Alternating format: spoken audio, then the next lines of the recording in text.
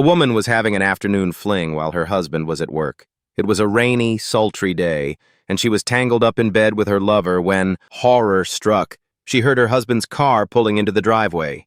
"Oh my God," she gasped. "Quick, grab your clothes and jump out the window. He's home early." The boyfriend balked. "Jump out the window? It's pouring out there." "If he finds you in here, the rain will be the least of your problems," she hissed. "He's hot-tempered and owns a gun." That was all the motivation he needed. Scooping up his clothes, he leapt out the window and dashed off into the downpour. Unfortunately, he landed right in the middle of the town's annual marathon.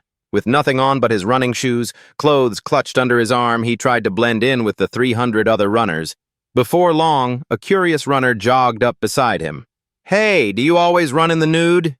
"Yep," the man puffed. "Feels wonderfully free." Another runner chimed in. "Do you always carry your clothes with you like that?" "Of course," he wheezed. "That way I can get dressed at the finish line and drive home." A third runner glanced down, raised an eyebrow, and asked, "Do you always run wearing a condom?" The man grinned sheepishly. "Nope, just when it's raining." At an international medical conference, top doctors from around the world were bragging about the advancements in their countries.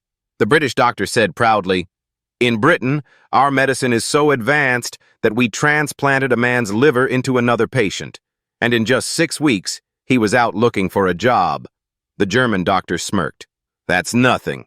In Germany, we took part of a brain, implanted it into another man, and within 4 weeks, he was out searching for work." The Russian doctor chuckled. "Amateurs.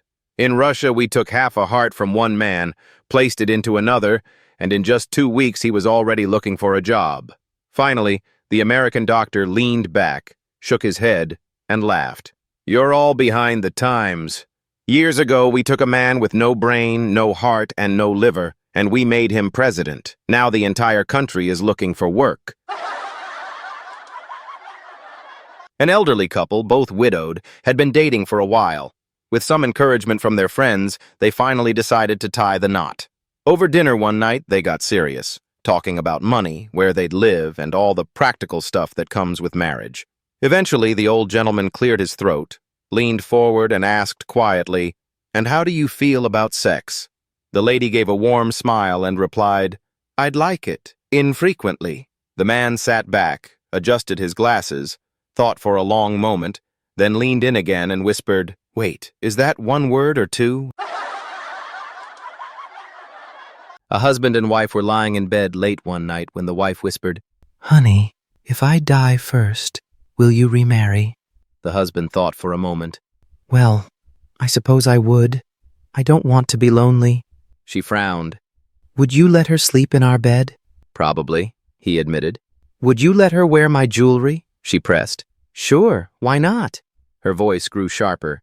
"Would you even let her use my golf clubs?" The husband chuckled. "Of course not, dear. She's left-handed."